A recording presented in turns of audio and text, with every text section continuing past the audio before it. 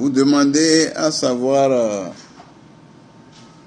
si effectivement ce que le président dit avoir hérité, est-ce que c'est vrai? Et l'autre, l'ancien président, dit que c'est faux. Moi, je ne suis pas là pour départager les uns et les autres, c'est pas mon problème. Mais ce que je sais, c'est que dans notre plateforme revendicative, nous avions des arriérés de salaire depuis l'ancien régime qui étaient sur la table du gouvernement. Nous avions des revendications, certaines anciennes revendications, dont les arriérés de salaire provenant donc de beaucoup de choses, des trucs d'avancement, de promotion, et ainsi de suite, et des trucs de valorisation de la fonction enseignante. Pas de la fonction enseignante, révalorisation du point indiciaire, 25%. Évidemment, c'est pas... Il y avait ces choses-là. Maintenant, ce que le président déclare avoir payé, ou le montant qu'il déclare que l'État doit et tout ça, nous n'avons aucun moyen pour vérifier. Pour l'instant, nous n'avons pas vérifié. Et c'est pour ça que nous avons dit que ce n'est pas l'essentiel. Il ne va pas nous appeler seulement pour nous communiquer des chiffres par rapport à ce que l'État doit. Ces engagements, ce n'est pas seulement par rapport à ça. Les engagements du gouvernement, c'est par rapport à tous les compartiments. L'État doit pourquoi? Ce qu'on doit là, c'est pourquoi. Et quels sont les différents engagements qui sont pris dans tous les secteurs, secteur de l'éducation, de la santé, du transport, ainsi de suite. Les problèmes sociaux, les questions de liberté. Il nous doit des libertés, par exemple, le nouveau président. Il y avait certains problèmes de liberté qui existaient depuis, mais qui ont été aggravés par le nouveau président, qui a pris des lois. Donc, en gros, je ne peux pas dire si c'est vrai ou ce qui est clair dans nos revendications. Il y a des arriérés de salaire qui dérivent de l'ancien régime. Et le pouvoir étant en continuité, le nouveau régime arrive, il doit pouvoir assumer ce que l'ancien régime avait commencé. Il doit assumer ses responsabilités. Mais le problème qui se pose, c'est que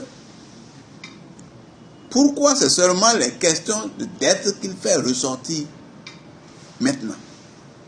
Combien il a payé? Moi, je ne sais pas, je n'ai pas les moyens pour le savoir tout de suite. Deuxièmement, même le problème de paiement, depuis le nouveau régime aussi, il y a des difficultés. Les actes ne sortent pas. Les actes de reclassement, les actes d'avancement, de promotion ne sortent pas. Or, sans acte, vous ne pouvez pas avoir d'arriéré. Vous ne pouvez pas avoir de rappel sans acte. Encore que même ceux qui ont des actes, quand ils vont au ministère des Finances, ils n'ont pas les rappels. Tout est bloqué là.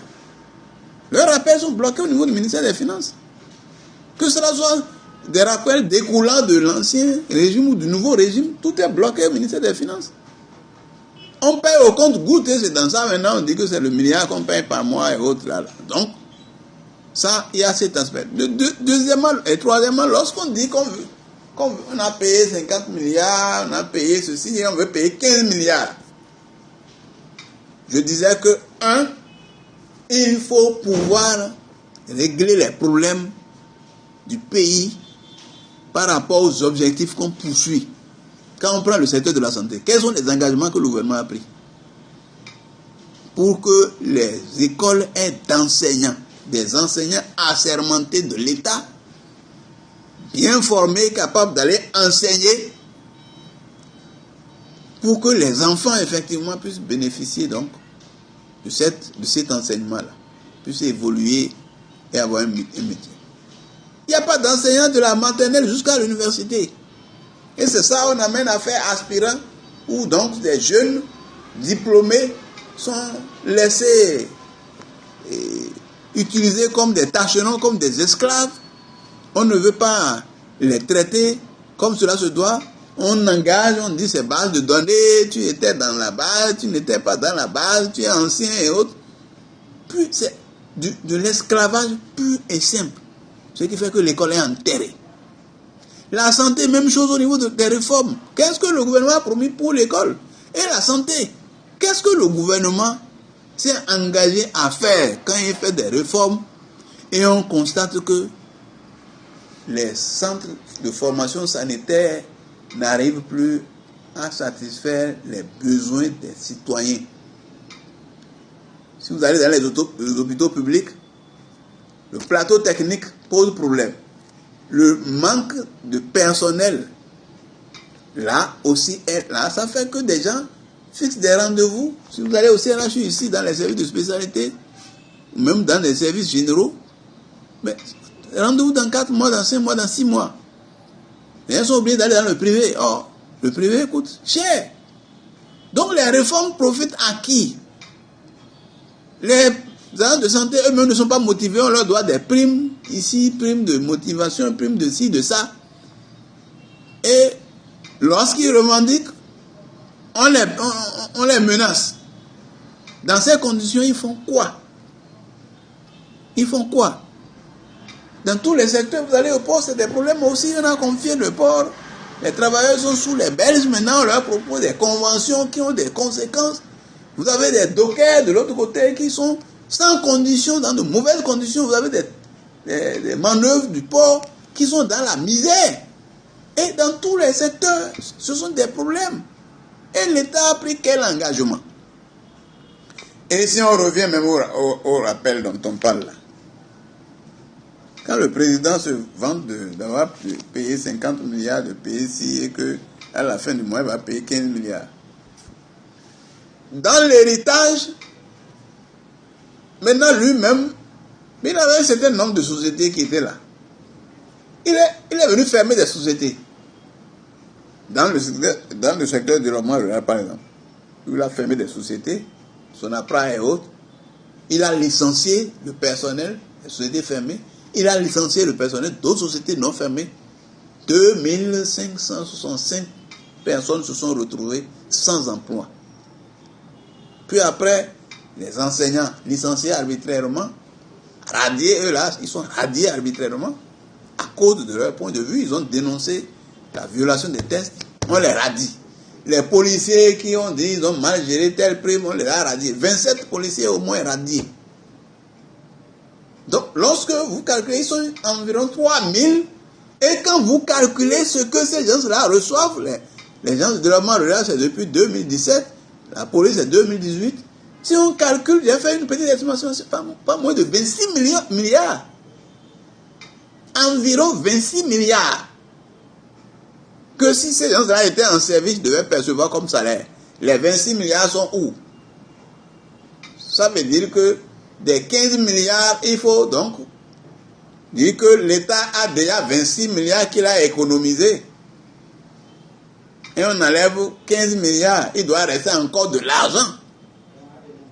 Donc ce n'est pas la peine de vouloir sortir des chiffres pour éblouir les travailleurs ou l'opinion publique. Il faut présenter la situation. Et puis lorsqu'on dit ça, les arriérés de choses là, les salaires même sont combien? Les gens, jusqu'aujourd'hui, le SMIC n'a pas été amélioré.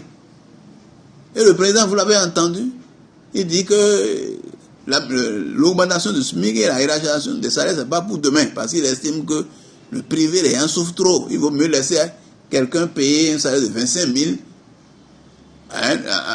à son employé que de lui demander de payer 40 000 pour qu'il ait des difficultés. Donc il n'est même pas prêt à soutenir les travailleurs du secteur privé pour l'amélioration de leurs conditions de vie. C'est ça sa philosophie. Dans ces conditions, quel bilan il fait là? La revalorisation du point indiciaire dont nous on a parlé, il refuse de revaloriser pendant que les salaires politiques, on ne sait même pas combien les ministres gagnent. Combien les politiques gagnent? Il a amélioré leur salaire. On distribue de l'argent, des milliards aux partis gouvernementaux et on restreint les libertés. Pas de grève, pas de contrat à durée indéterminée. Les codes de procédure pénale là-bas, pas de manifestation, ainsi de suite.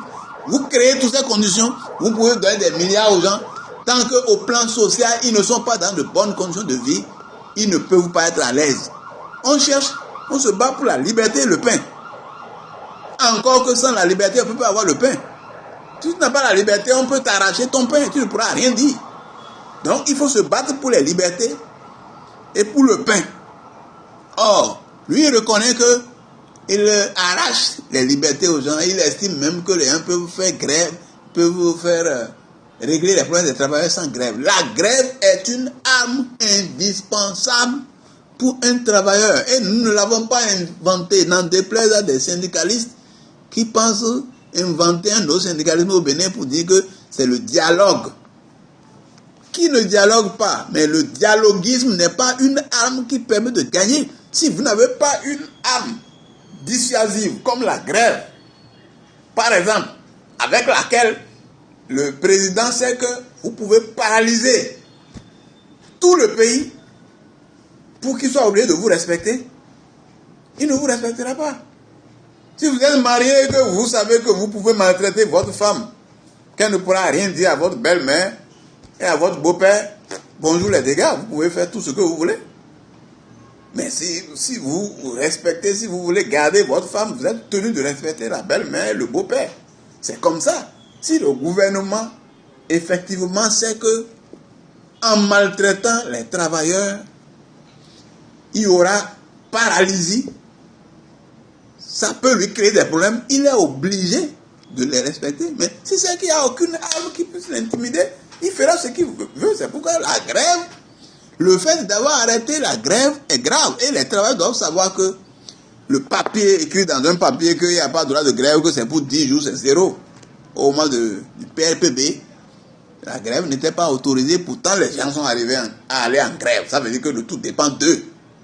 Quelqu'un te dit, n'urine pas et tu as envie d'uriner, tu vas garder l'urine, tu es obligé d'uriner, non?